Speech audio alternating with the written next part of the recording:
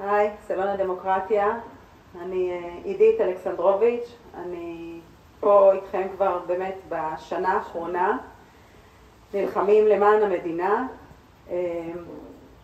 ואני גם רצה בבחירות המקומיות לחוזה חדש בהרצליה, ומקווים מאוד לשינוי טוב גם במקומי וגם בארצי.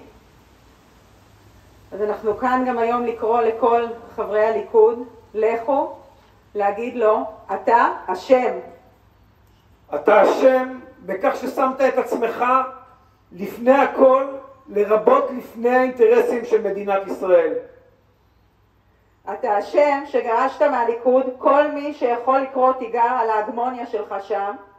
אנשים ממלכתיים כמו מרידור, בגין, לבני ולבנת הוחלפו באנשים עושי דברך כמו קרי, מאי גולן, גוטליב ואמסלם. אתה אשם בהתבהמות הפוליטיקה והציבוריות הישראלית. אתה אשם שפושעים ומשפחות פשע משולבים בניהול המדינה ואף משמשים שרים בממשלה.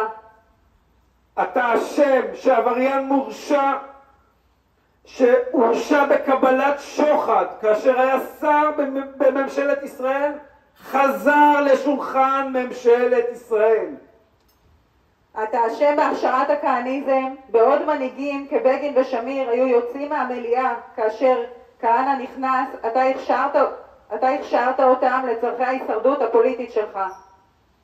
אתה אשם בהפקרת ביטחון הפנים שלנו בידי עבריין מורשע. שנה אחרי שהכרזת בריאיון מול כל האומה, בן גביר לא יהיה שר, הוא יכול לרצות הרבה תפקידים, מינית אותו לשר לביטחון פנים. אתה אשם בכיפוף משטרת ישראל להיכנע לערכים שמכתיב בן גביר ומי שלא מתקפל אף כמו ראש מחוז תל אביב. אתה אשם בניסיון הפיכה משטרית שאימה לשים אותך כדיקטטור שלנו. אתה אשם בהתעלמות מכוונת מאזהרות ראשי מערכת הביטחון על הסכנות הביטחוניות החמורות שמביאה איתה ההפיכה המשטרית. אתה אשם שמנעת מהרמטכ"ל להשמיע את קולו בוועדת חוץ וביטחון ולשוחח עם חברי הכנסת ערב ההצבעה בחודש יולי על פסקת הסבירות. אתה אשם שבנית מערך תקשורת שכל כולו תעמולה פוליטית למענך. אתה אשם שהמיליארדר אדלסון בנה עבורך עיתון שהעסיק בשכר נדיב את שופרותיך שהיוו ומהווים כלי התקפה אכזרי נגד אויבים פוליטיים ושכפ"ץ תקשורתי לך באופן אישי מפני כל ביקורת מוצדקת ככל שתהיה. כאשר הלך מר אדלסון לעולמו החליף ערוץ 14 והמיליארדר מירלשווילי את ישראל היום ושופרותיך מתוגמלים כלכלית על ידו. אתה אשם בכיפוף הרישיון של ערוץ המסורת 14 להיות ערוץ הביבי שעוסק בעיצוב והנדסת תודעת הציבור לנוחותך. אתה אשם שאתה לא מגנה ולא מכחיש שקרים שנאמרים בתקשורת המגויסת שלך כי תוכנם נוח לך ומוציא אותך טוב במקומות שבהם אתה רע מאוד. אתה אשם שציבור שלם צופה בערוץ 14, מקשיב לגלי ישראל ועוקב אחרי שופרות שמתודרכים על ידיך ברשתות החברתיות, רואה ותופס את המציאות באופן שונה ממה שהיא באמת. אתה אשם שאפשרת לבן שלך לפזר רעל ושנאה בציבוריות הישראלית ולא עצרת אותו, לא השתקת אותו ולא גינית אותו. אתה אשם שאפשרת לרעייתך להתערב בניהול המדינה ולדרוש מבחיריה נאמנות אישית למשפחת נתניהו. אתה אשם שכדי להיבחר לקחת את עצת ארתור פינקלשטיין וסכסכת אותנו לדעת.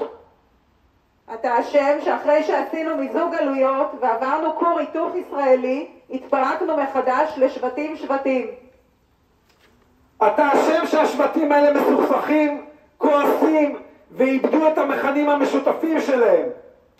אתה אשם בחלוקת כספי שוחד קואליציוני מהקופה הציבורית כדי לקנות את שלטונך. אתה אשם בביסוס הנבערות בחברה החרדית כדי לשרת מטרות פוליטיות ציניות של המנהיגות הפוליטית החרדית ושלך. אתה אשם שנתת לריקבון הפוליטי של תרבות ג'ובים ומכרזים תפורים לגרום לכל להתפורר. אתה אשם שאנשים מחוסרי כל יכולת וידע, אבל חזקים במרכז הליכוד ובאיסוף מתפקדים, שובצו בתפקידי מפתח בניהול המדינה. אתה אשם בכך שמנגנוני הממשלה והמדינה לא מתפקדים בגלל שאוישו באנשים לא ראויים.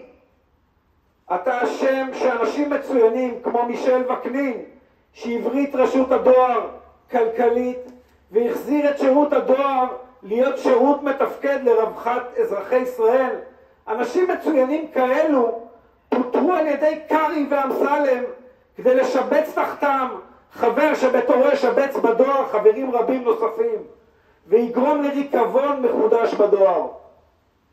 אתה אשם ששכנעת את טראמפ לבטל את הסכם הגרעין עם איראן בלי שזה יהיה צעד ראשון מתוך תוכנית גדולה. אז טראמפ ביטל ההסכם, איראן דהרה לגרעין, ולך ולטראמפ לא הייתה תוכנית מה הצעד הבא. אתה אשם בכך שציירת על בריסטולים והתהדרת בקלסרים איראנים, שכנעת את היושבים בציון שאתה החומה מול הגרעין האיראני. שקרן, אבל בפועל רק ייחזת את עינינו, בפועל אתה אבי הפצצה האיראנית.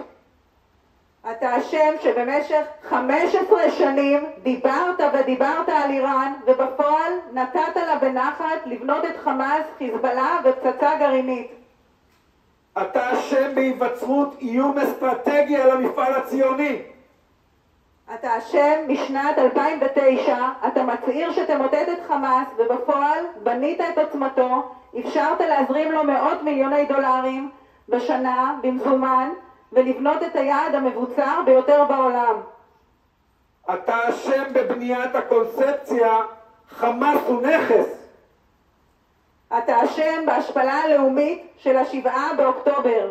אשם באלפי הרוגים, אשם באלפי פצועים, אשם במאות אלפי אבלים, אשם במאות אלפי פליטים. אתה אשם שהאויבים שלנו מסביב לא מורתעים וחולמים שיש סיכוי להכניענו. אתה אשם בהפקרת התקציב.